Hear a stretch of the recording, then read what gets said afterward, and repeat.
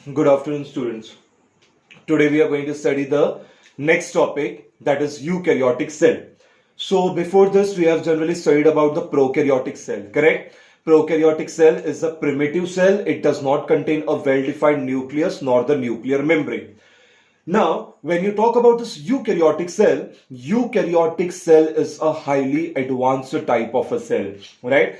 It contains a well-developed nucleus also, and it has a nuclear membrane also. So a well-defined nucleus and a nuclear membrane is present or associated with the eukaryotic cell, as it is an advanced cell, right? Now, eukaryotic cell has dimension 10 times greater than that of a prokaryotic or a bacterial organization, right? Now, today we are going to study about eukaryotic cell and all the different types of the cell organelle which are generally present in the eukaryotic cell. Membrane bounded cell organelles are also associated or present in the eukaryotic cell.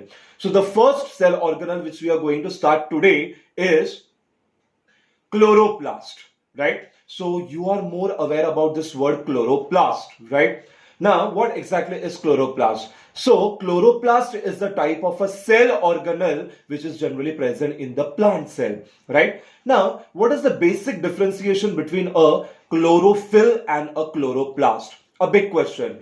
Chlorophyll is a pigment. Chlorophyll is a green color pigment and chloroplast is a cell organelle. So a green color pigment chlorophyll is present in a cell organelle called chloroplast, right? So chloroplast is a cell organelle inside which a green color pigment called chlorophyll is present, right? Now, when I talk about this chloroplast or plastid, the another name which is generally given is called plastid, right? So plastids or the chloroplast are the cell organelle which are only present in the plant cell, some of the algae and some of the protists, right? So plastids are the cell organelle, or they are the colored cell organelle or the colored pigments, right? Or the cell organelles which are generally found in the plants, algae and some of the protists.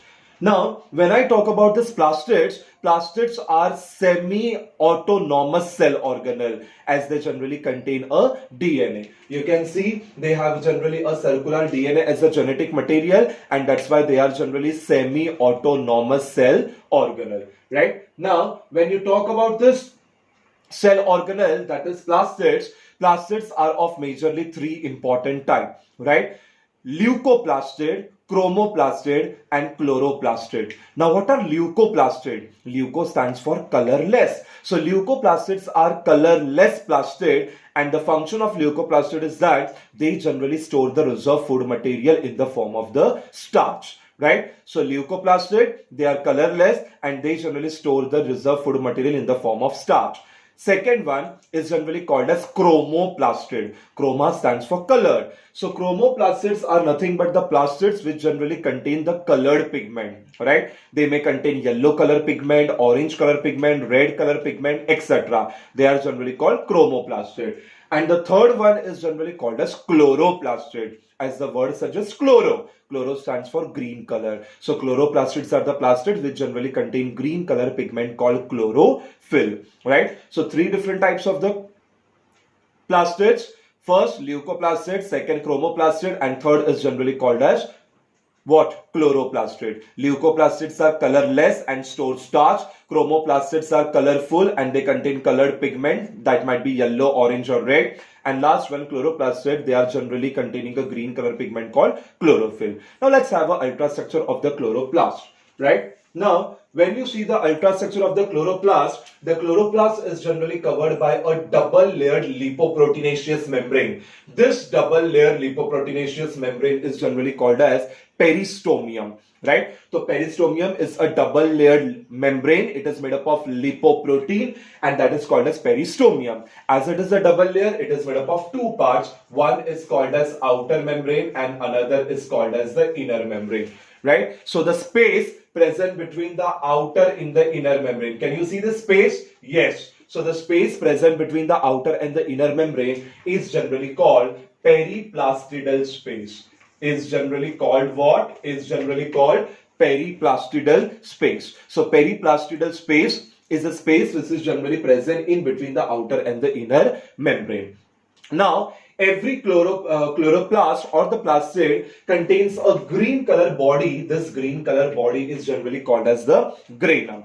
Right? Okay. Now you can see this entire structure is generally called as the granum. Right? So the chloroplast generally contains green color body which is called as the granum. Each granum is made up of a stack of coin-like structure. That stack of coin-like structure is called as thylakoid. Right? This single unit is generally called as thylakoid, and this entire structure is called as the granum. So the granum is generally made up of a stack of coin-like structure. This stack of coin-like structure is called as thylakoid. Right? If I have a 50 coins and if I am keeping one above the other, it looks like a stack of coin. Like that, similarly is the thylakoid. Thylakoid are the stack of coin-like structure which are present in the granum. Right? Now, this is your one granum and this is your another granum. One granum is interconnected to the another granum by a specialized connection which is called integranal lamellae. So, integranal lamellae will join one granum with the another granum in the chloroplast. Right? Now, you can see the entire chloroplast generally contains your, correct? It contains your transparent jelly-like, or you can say it is a colorless fluid which is generally called as the matrix or the stroma. Right? So every cell or every chloroplast or a plastid generally contains some granular colorless fluid. That fluid, jelly-like fluid, is generally called as the matrix or the stroma. Right? And this matrix or the stroma contains circular DNA as a genetic material. You can see this is your circular DNA, and this circular DNA is a genetic material which is scattered in the cytoplasm or the matrix. And such kind of a circular DNA present in the chloroplast or a plastid is called as plastidome. The another name which is generally given is generally called plastidome. Right? Okay. So the entire chloroplast is generally covered by a double layer membrane which is called peristomium. Right? One is outer, another is inner membrane. In between them, periplastidal space is present. Green color body is present which is called granum. Each granum is made up of a stack of coin-like structure called thylakoid. One granum is interconnected to the another granum by integranal lamellae. It contains your granular fluid, colorless fluid, that is generally called matrix or the stroma. Matrix or the stroma generally contains circular DNA as a genetic material, and this circular DNA present in the chloroplast is generally called plastidome. Right? Now, one thing, ये जो आपका granum है, right? That granum generally undergoes light reaction. In the granum, light reaction takes place, and in the entire stroma or the matrix, the dark reaction takes place. Light reaction is a reaction taking place in presence of sunlight, and dark reaction is in absence of the sunlight. So you can imagine that whatever the colorful pigments are there, especially chlorophyll as a green pigment, is present in the granum. So in the granum, light reaction takes place, and in the stroma, dark reaction takes place. And as we all know that chloroplast is generally called as the kitchen of the cell. Why it is called kitchen of the cell? Because photosynthesis takes place, due to which the organic food material is generally formed by the plant by a process called photosynthesis. Next topic is called mitochondria. Right? You all know mitochondria. Mitochondria is a membrane-bounded cell organelle present in the eukaryotic cell. Right? It is a major membrane-bounded cell organelle attached to the plasma membrane, that is called mitochondria. Now, the shape of the mitochondria, sometimes it might be oval, sometimes spherical, sometimes filamentous, etc. Right? It might be a oval or spherical majorly in shape. Now, when I talk about this mitochondria is also a double layered membrane. Can you see that? This is the first membrane, this is the second membrane, right? So the mitochondria is a double layered membrane. That means it is also made up of outer membrane and inner membrane. The outer membrane is usually smooth, it is freely permeable, and somewhat 60 angstrom in thickness, right? The outer membrane is usually smooth. It is freely permeable, allowing all the materials majorly to pass in and out of the mitochondria, and the thickness is somewhat 60 angstrom unit. The inner membrane is usually selectively permeable. Only selected material can be passed in and out of the mitochondria, and the thickness remains the same, that is somewhat about 60 angstrom in unit, right? Now, the outer membrane will contain outer compartment and the inner membrane will contain the inner compartment, right? Outer membrane will contain the outer compartment and inner membrane will contain inner compartment. Now you see what happens is that this inner membrane is thrown into a number of folding like structure. Can you see this folding like structure? Yes. So the inner membrane is thrown into a number of folding like structure. Those inner folding like structures are generally called cristae. They are generally called as what? Cristae. Singular is crista. Right? Now each cristae is generally made up of smaller elementary particle. This smaller elementary particle are generally called F1 particle or oxysome, right? So every cristae is generally made up of elementary particle and those elementary particle are called F1 particle or oxysome. Let's take a single F1 particle. So example, I'm taking a single F1 particle and I'm observing under microscope. Each F1 particle or oxysome is made up of three important parts. First, head, second, stalk, and third, base, right? You can see this is called head, this is called stalk, and this is called base, right? Now the head of the F1 particle or oxysome contains the enzyme.